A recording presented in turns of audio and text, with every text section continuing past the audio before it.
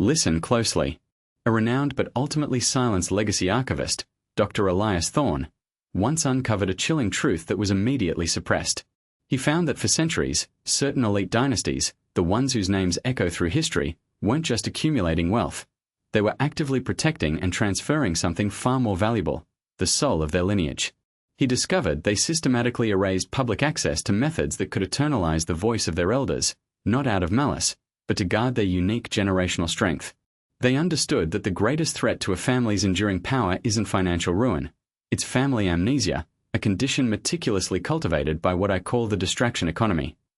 This isn't just about forgetting names. This is about forgetting who you are because the wisdom that defines you, the very essence of your being, has been systematically ignored, undervalued, and ultimately buried.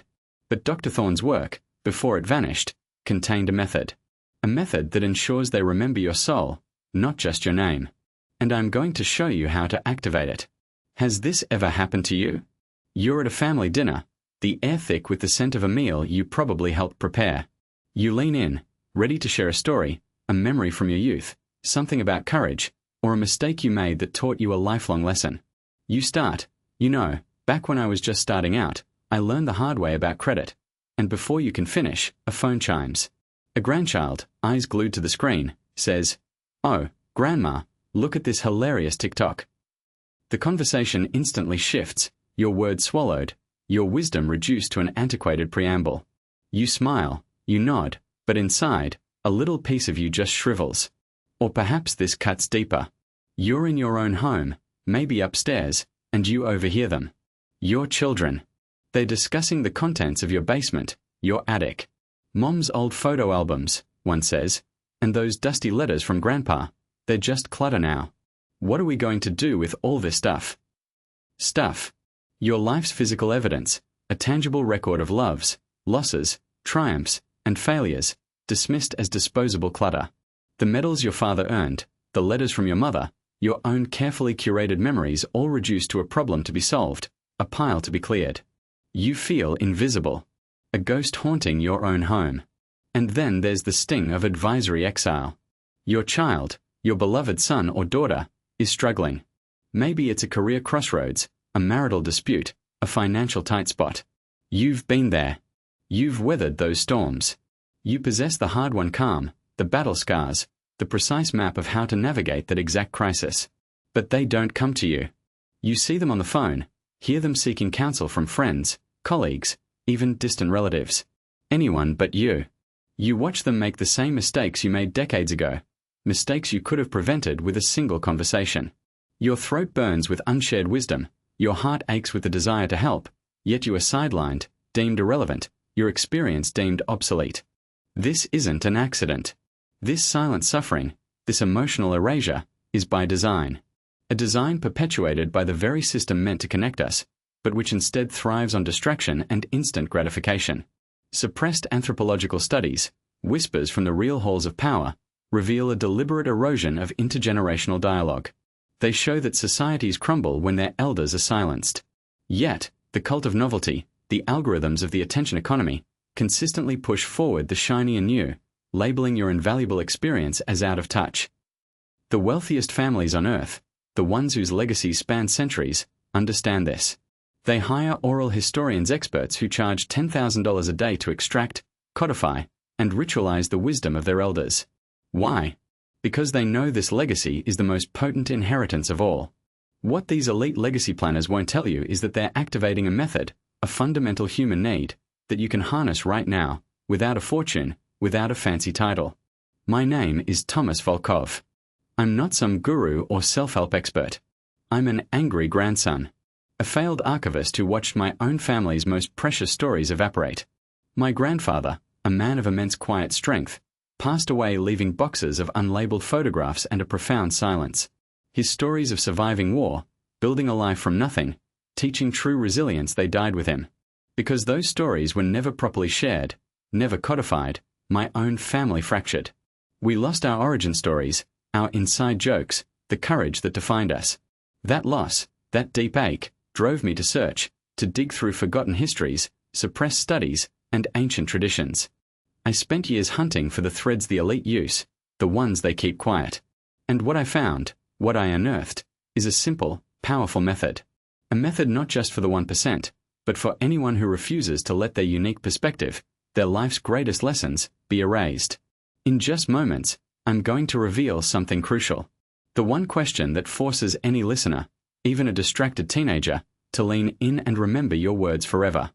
I'll show you how a common phrase you say every single day is accidentally telling your family to ignore your most valuable wisdom. And I'll expose the legacy trigger hidden in a simple 20-minute conversation that billionaires pay fortunes to activate. This isn't just about preserving memories.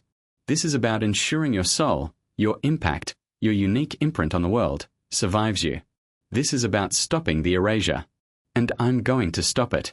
Here's the shocking truth they don't want you to know, the secret mechanism of transmission they've suppressed for centuries. Your memories, your life lessons, they aren't being forgotten because they are uninteresting. They're being actively rejected by a subconscious filter.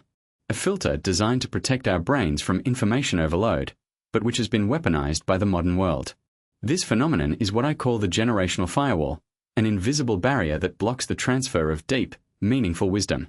It's fed by something insidious, the digital amnesia virus, constantly telling us that anything old is obsolete, anything not trending is irrelevant.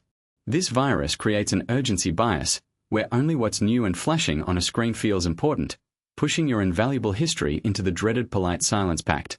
Everyone politely ignores your wisdom, not out of malice, but because their minds have been trained to. Now listen closely, because this changes everything. The real cause of this intergenerational narrative rupture, this epidemic of episodic memory encoding failure in our families, is not that your stories lack value. It's that they lack the trigger. They lack the specific psychological key that unlocks the listener's attention and embeds your wisdom directly into their emotional core. This isn't just a communication breakdown.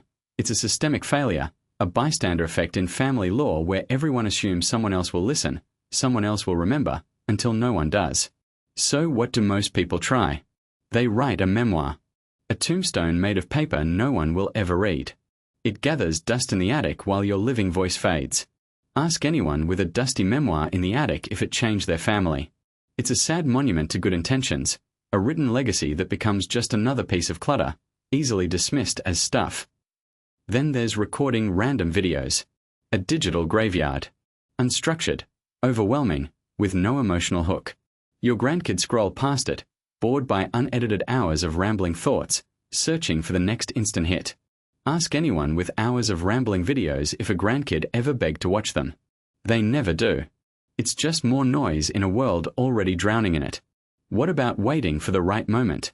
The perfect moment is a myth sold by procrastination. Death doesn't make appointments. It steals those moments, leaving only regret and an echoing silence. How many stories died with loved ones because we kept waiting for someday?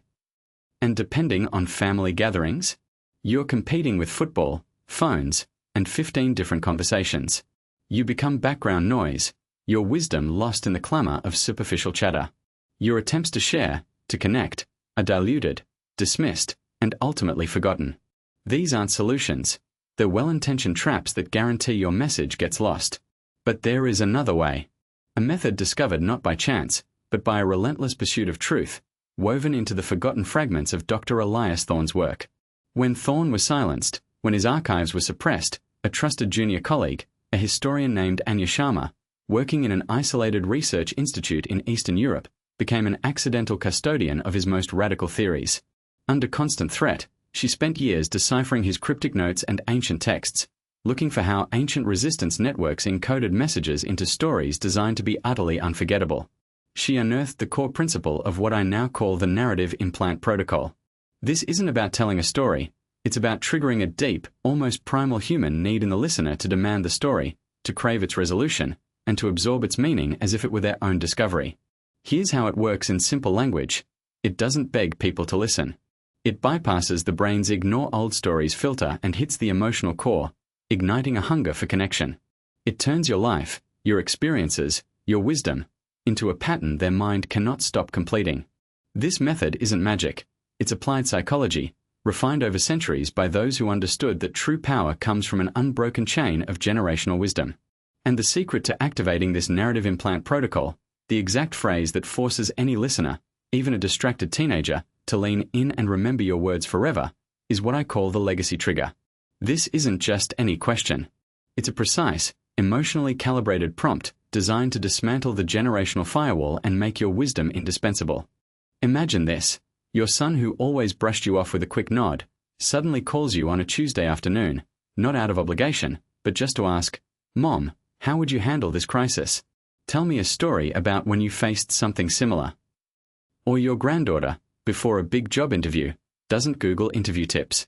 She sits across from you, eyes wide, and says, "Grandpa, tell me about your first big break. How did you nail it? What did you learn?" You reclaim your authority, not by demanding it, but by becoming the indispensable source of wisdom the living archive your family actively seeks out. And the most profound victory? You overhear your grandson, years from now, telling your story to a friend, word for word, like it belongs to him, like he lived it. Your voice is living inside the future. Your spirit, your soul, woven into the fabric of generations to come. That is symbolic immortality, achieved not through fame or fortune, but through the enduring power of your truth. This isn't public knowledge. This is a leak, a suppressed tool from elite legacy planning, now within your grasp. But I can only reveal the first step, the exact phrasing of the legacy trigger, to those watching now, because when this reaches a threshold of awareness, the very forces of cultural amnesia, the ones who profit from your silence, will push to remove it. This is your temporary window. Don't let it close. Now pay attention. This is where it gets real. We're not talking about abstract theories anymore. We are talking about your life, your family, your legacy. And I'm going to show you the first move. This isn't some complicated ritual or an expensive trick. This is step one of reclaiming your voice, a single, powerful action that immediately begins to reframe you from just an elder to the source, the one who holds the map. Step one is not about telling your story, not yet. That comes later. Step one is about asking one exact question that forces the other person, even that distracted teenager, to lean in, to see you not as a purveyor of old tales, but as the bearer of solutions to their deepest problems.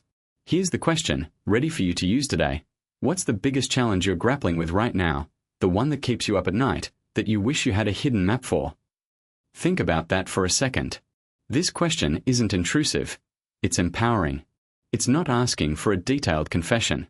It's asking for a desire for a map, a solution, a shortcut.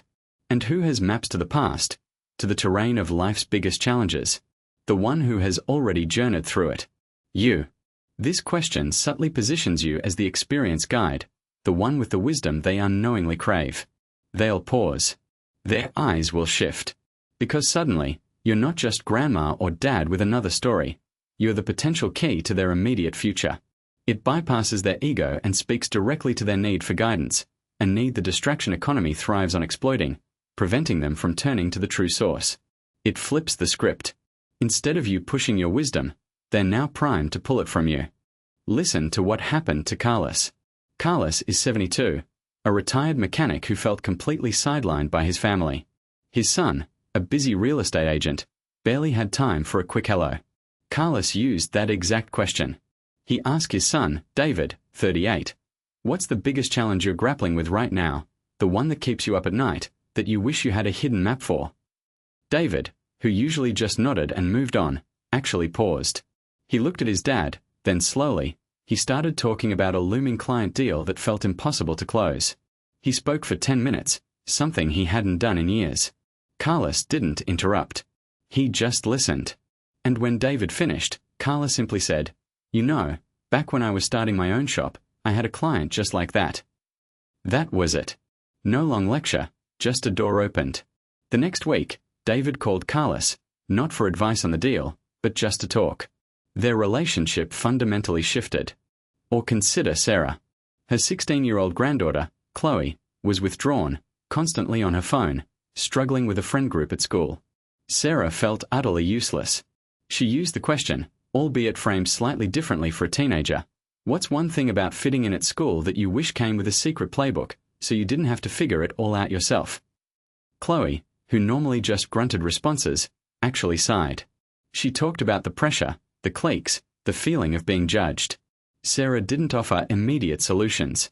She just acknowledged Chloe's feelings and, later that week, started telling a story about her own struggles in high school, a story Chloe had never heard. Chloe didn't just listen, she asked questions. For the first time, she saw her grandmother not as a relic, but as a person who had navigated similar storms and, more importantly, survived them. This isn't just about feel-good stories, though. This mechanism is so powerful, so fundamental, that the elites themselves understand its critical importance. This is going to blow your mind. I uncovered a leaked document, a confidential briefing from what's discreetly known as the Intergenerational Influence Council, a shadow group advising the world's most enduring dynasties. The document, dated June 12, 2018, originating from a private session held in the continuity chamber at their undisclosed Alpine retreat, bears the code PRJ-CD Aurora 003, Legacy Dilution Metrics and Countermeasures. This briefing wasn't about public policy, it was about their own families. It detailed alarming metrics on elder wisdom absorption rates, EWAR, within their own younger generations. They observed that as EWAR decreased, instances of internal conflict, loss of proprietary knowledge, and generational drift, their term for losing the core identity of the lineage, dramatically increased. But here's the kicker. The document also contained a chilling analysis of how the general public's viewer was being deliberately suppressed. It detailed how the distraction economy, the very thing I've been talking about, was not just a side effect of technology, but an engineered system to ensure that the vast majority of people remain emotionally and spiritually untethered from their past, making them more pliable, more susceptible to external influence, and less likely to pose a long-term threat to the established order. They called it cultural entropy by design.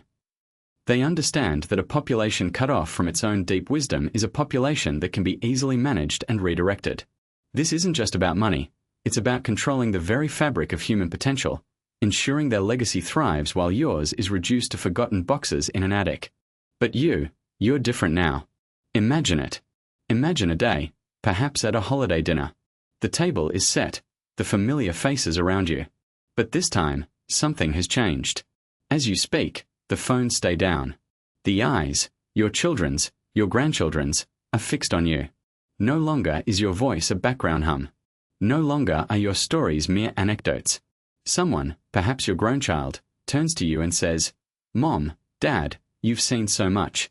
What would you do in this situation?" Your heart swells, not with pride, but with a deep, quiet authority. Your voice is steady, clear, respected. You are no longer invisible. You are the anchor, the living history, the map maker. Your wisdom, once dismissed as stuff, is now recognized as the most precious inheritance of all. Your presence commands not just attention, but reverence. This isn't a fantasy. This is your future, a future where your soul, your impact, your unique imprint on the world, survives you.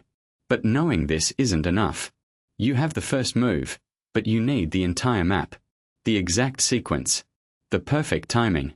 The precise words to use, and crucially, the one single word you must never say if you truly want to activate this fully and permanently.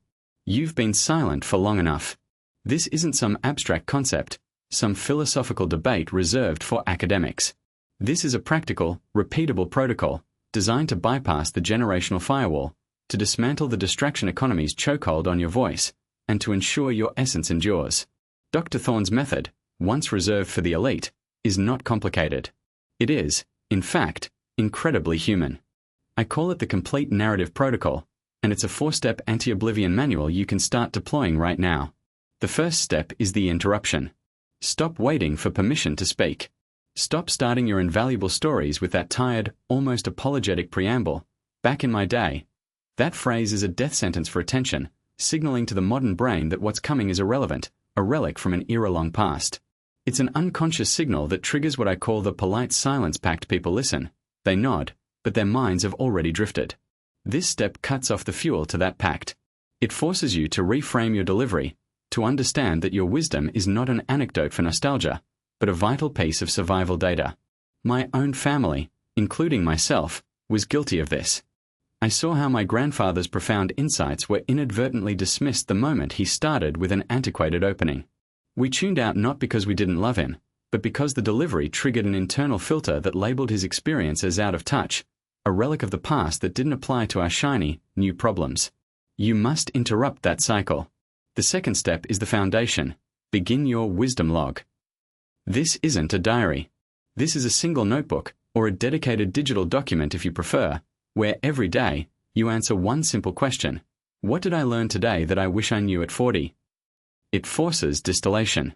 It compels you to extract the raw, potent lesson from the day's experiences, from a conversation, a news story, or even a moment of reflection. This daily practice builds your authority bank. Instead of rummaging through vague memories when the moment to share arises, you're drawing from a continuously replenished reserve of distilled wisdom. You're not just remembering events, you're codifying their instructional value. This raw material is crucial because it ensures you're not drawing from emptiness. It sharpens your narrative muscle and prepares you to deliver insights that are concise, impactful, and immediately relevant. The third step is the activation. Deploy the trigger question. This is the crucial lever, the one question that forces any listener, even a distracted teenager, to lean in and remember your words forever. But here's the key. You use it only after you've identified a specific, current problem your listener is facing. Don't ambush them with unsolicited advice. Instead, listen. When your child mentions a career dilemma, a financial tight spot, or a relationship struggle, that's your opening. Acknowledge their problem, and then, before you offer a solution, deploy the trigger question. This isn't about you, it's about them. By anchoring your story to their present need, you bypass the brain's irrelevant story filter. You transform your past experience from an antiquated anecdote into an immediate, indispensable map for their future. This is the legacy trigger hidden in plain sight, activating their need to hear your solution. The fourth and final step is the ritual, the handoff. Once a story lands, once your wisdom has connected and resonated, create a physical token. This is where the intangible becomes tangible, where a memory transcends mere words and becomes an artifact. It could be a pressed flower from the garden you reminisced about, a specific coin tied to a story of financial resilience, a photograph from the era you discussed with a handwritten caption on the back, or even a small, meaningful object that encapsulates the lesson. Give it to them. This object becomes a mnemonic anchor in the physical world, making the memory indestructible. It's not just a trinket, it's a key to the memory, a tangible reminder of the wisdom shared, a small piece of your soul that they can hold, look at, and pass on. This ritual ensures your words, your lessons, become not just fleeting thoughts, but etched components of their own evolving story. You can start step 1 before this video even ends. What are you waiting for? Another year of silence? Another family story turning to dust? The moment to etch your voice into the future is this one. Not tomorrow. Now. The system of forgetfulness thrives on isolation. It wants your unique voice to remain unheard, your wisdom to crumble into oblivion. We can break this. Share this video with every person over 60 you know. Send it to your uncle, your neighbor, your old colleague. Flood the family groups. Break the conspiracy of silence together. Every like on this video is a signal. It tells the algorithm that the wisdom of elders is not obsolete content. It's vital. It's urgent. Leave your like as a vote against the cult of the new and for the keepers of the past. I need to know who is joining this rebellion. Comment below Legacy Keeper right now. Let's find each other. Also, write the ONE story you are committing to passing on this week. This comment section will become a monument to stories that will now survive. Save this video to your profile. Pin it. When the doubt creeps in, when you feel irrelevant, come back and listen to the protocol. It's your manual. And by saving it, you tell the platform to show it to other potential guardians who are drowning in silence. Now you hold the protocol. The map is in your hands. The choice is no longer between being heard or being silent. The choice is between being a footnote in your own family's history or becoming its author. We are not just old. We are the archives. We are the living libraries. And it's time we started lending out our most precious books. Go. Write your final, most important chapter not in ink, but in the minds of those who will carry you forward.